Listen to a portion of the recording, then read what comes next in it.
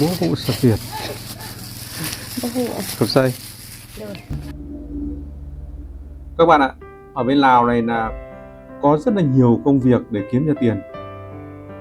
Nhưng có một cái việc này ấy, là có thể là ai cũng làm được. Đó là công việc làm trang trại. Bên này thì nó có một cái thuận tiện của nó là đất đai rất là rộng rãi và dân số thì lại thưa. Bây giờ chúng ta cùng xem video về các trang trại của Lào. Người Lào thì về kỹ thuật, khoa học kỹ thuật thì họ không được cao lắm, nhưng mà đổi lại cái là về chăn nuôi ngựa, trâu, bò là họ rất là có kinh nghiệm. Nhưng về cây trồng ấy thì như lúa, ngô, sắn thì họ trồng được. Còn về cà phê, nhãn, rồi cam, bưởi, những cái loại mới bây giờ thì họ cũng chưa nắm được kỹ thuật.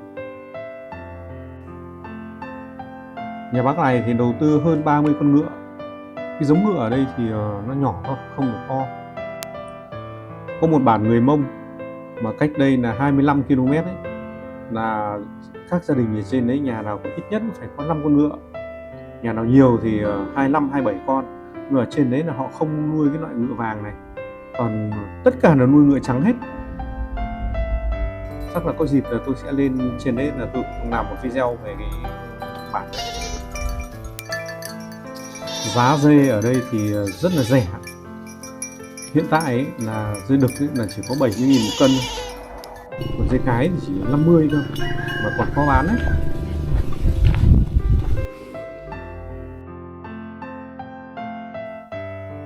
Còn bò ở đây là họ cứ 10 ngày đến nửa tháng gì đấy họ sẽ cho ăn một lần muối. Cho nên là cứ cho ăn ở đâu thì nó sẽ về đấy. Đây là cái nơi là họ sẽ cho ăn muối ở đây.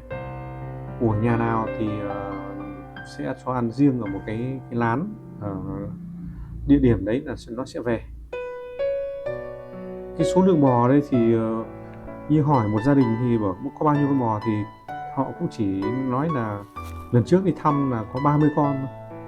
Còn cũng không biết là mất bao nhiêu và cũng không biết là đẻ sinh ra bao nhiêu đâu. Lượng trâu ở bên này thì ít hơn bò. Trâu thì khó nuôi hơn.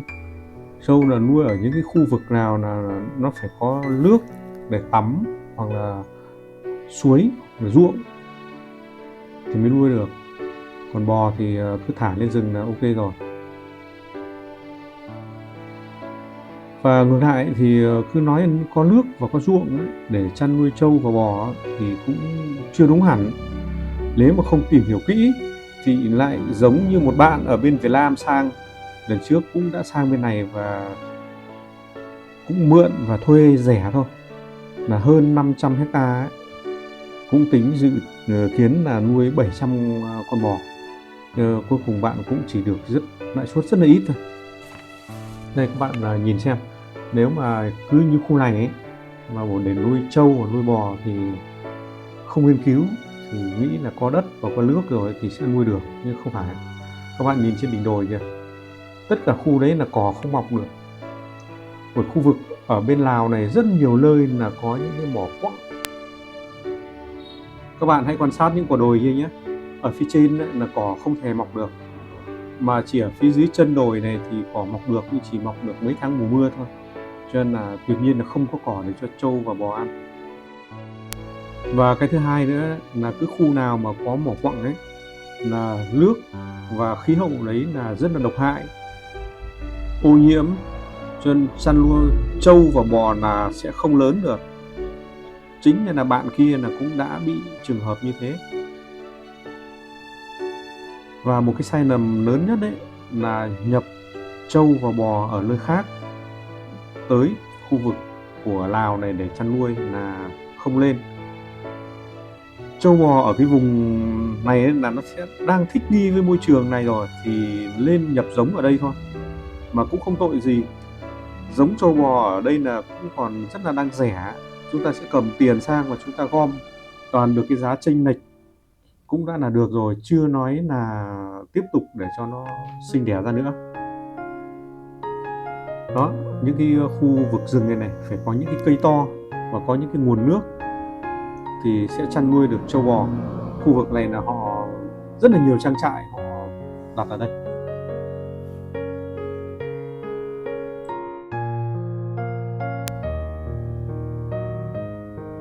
Ở bên này là chủ yếu là họ nuôi cái giống bò ré này. Nó nhỏ thôi nhưng mà thịt rất là ngon.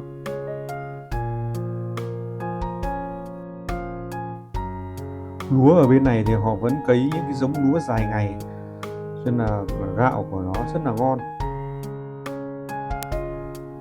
Cái giá thịt bò khô ở bên này thì họ bán là cũng từ 300 đến 320 nghìn 1 kg.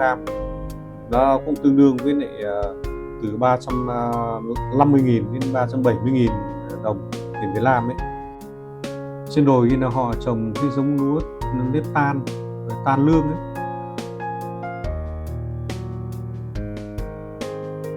Đến cái khu vực này thì họ cũng biết trồng nhãn này và trồng xoài này.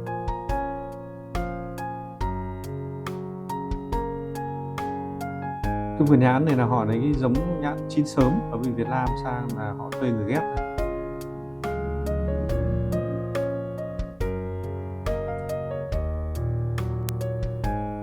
Ở bên này cũng còn rất là nhiều những cái vườn tạp, những cái vườn xoài và nhãn chưa ghép này. Nếu mà ai mà mua thì họ chỉ bán cái cây to, bán 100 nghìn một năm, và cây đó, cây kia thì như tầm đấy trở xuống là 70 nghìn một năm. Đó, nhưng những cái loại này bé bé thì 50 nghìn một năm.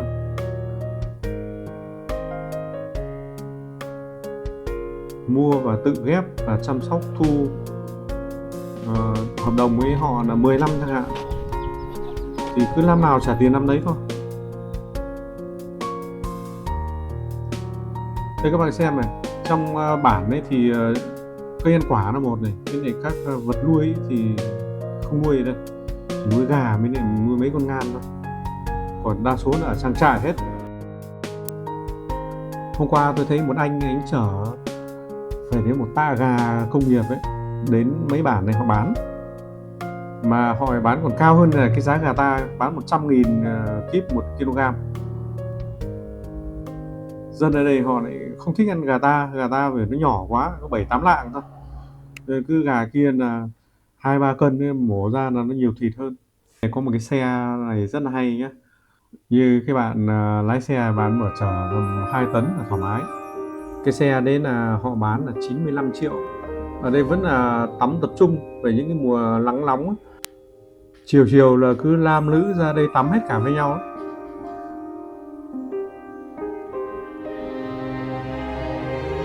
Trong bản này cứ nhà nó san sát nhà kia thôi,